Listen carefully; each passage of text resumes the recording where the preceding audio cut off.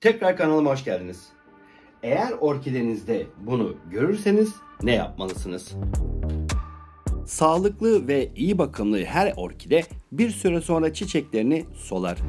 Yapılması gereken ise bu kurumuş olan çiçek dalını kökünden steril bir makas ile kesmektir.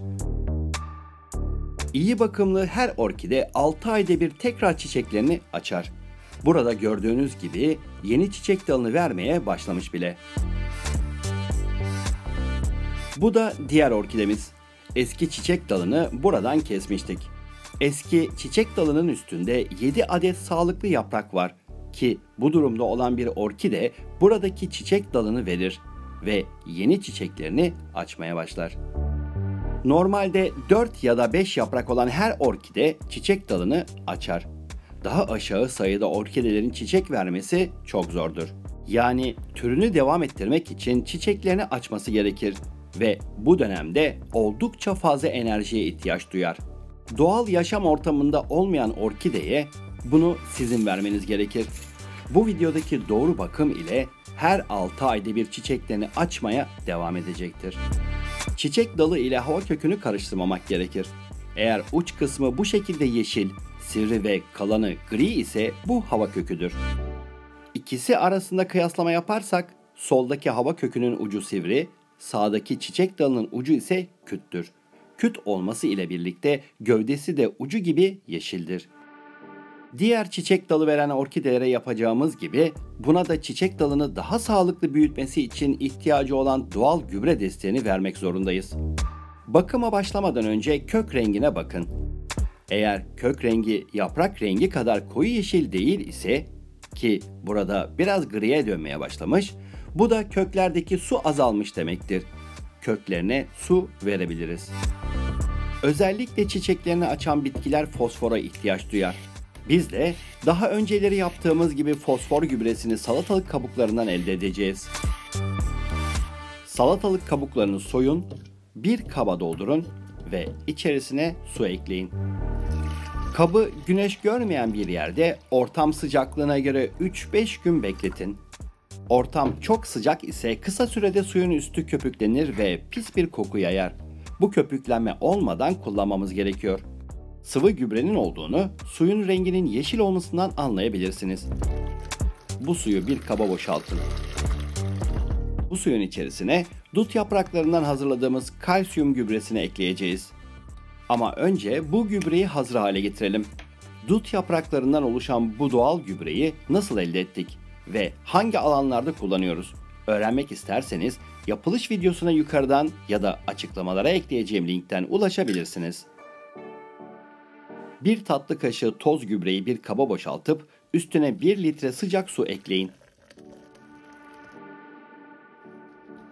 Karıştırın ve soğumaya bırakın. Soğuduktan sonra bir kez daha karıştırın ve salatalıktan elde ettiğimiz fosfor gübresinin içerisine dökün. Çiçek dalı vermiş olan orkideyi kabından çıkarın ve bu karışıma daldırın. Kök rengi koyu yeşil ise bu daldırma işlemini yapmayın. Kök rengi gri olana kadar bekleyin. Suya daldırırken yaprakların suya girmemesine dikkat edin. İçerisine su ekleyip su seviyesini saksının üstüne kadar getirin ki tüm orkide toprağı suyu iyice emsin. Yaklaşık 10 dakika kadar bu suda beklesin. Hızlı çekimle köklerin suyu nasıl emdiğini görebilirsiniz. Orkidenin yeterli miktarda suya doyduğunu nasıl anlarsınız? Suyu emmiş olan kök rengi ile yaprak rengi hemen hemen aynı oldu. Yani kökler yeterli miktarda suyu emmiş demektir. Şimdi iyice suyunu süzün ve saksısına geri koyun. Çiçek dalı veren orkidenin bakımı daha bitmedi. Kökler kadar yapraklar da önemlidir. Çöpe atmak yerine gübre haline getirdiğimiz patates kabuklarından hazırlayacağımız sıvı gübreyi yapraklara uygulayacağız. Bir kabın içerisine bir tatlı kaşığı toz gübre koyun. İçerisine 1 litre sıcak su ekleyin. Kabuklardan elde ettiğimiz bu toz gübreyi nasıl hazırladığımız ile ilgili videoya yukarıdan ya da açıklamalara ekleyeceğim linkten ulaşabilirsiniz. Karıştırın ve soğumaya bırakın. Bir tülbent yardımı ile soğumuş olan sıvı gübreyi süzün ki içerisindeki küçük parçacıklar uygulayacağımız sprey şişesinin ağzını tıkamasın. Patates kabuklarında A, B ve C vitaminleri vardır. Potasyum, fosfor, kalsiyum gibi diğer mineraller bulunur. Yapraklara uygulandığında tamamen organik maddeler çok rahat bir şekilde emilecektir. Bol miktarda nişasta içeren patatesler faydalı mikroorganizmaların büyümesine yardımcı olur. Bu da kök ve çiçek dalının çok hızlı büyümesini destekler. Özellikle yaprakların altına püskürtün. Dışarıdaki hava köklerini de bu sıvı ile ıslatarak mineralleri emmesini sağlayın. Sabah erken saatte bu işlemi yaparsanız daha iyi olur. Yaprakların üstündeki sıvı gün içerisinde kurur. Bu da yaprakların sararmasını ve çürümesini engeller. Sabah erken saatte yapamıyorsanız, gübreyi püskürttükten yarım saat sonra peçete ile yaprakları silerek kurutun. Bu işlemi tüm bitkilerinize ayda bir uygulayabilirsiniz. Yaprakların diplerinde biriken suyu almayı unutmayın. Çiçek dalı veren orkidemizin ihtiyacı olanları verdik. Şimdi ise çiçek dalını büyütmesini bekleyeceğiz.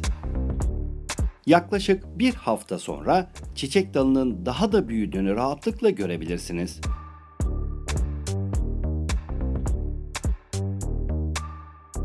Hatta yaprakların bir hafta önceye göre daha da diri oldukları görülmektedir. Bakım yaptığımız diğer orkidemizde de aynı değişiklikler görülmektedir.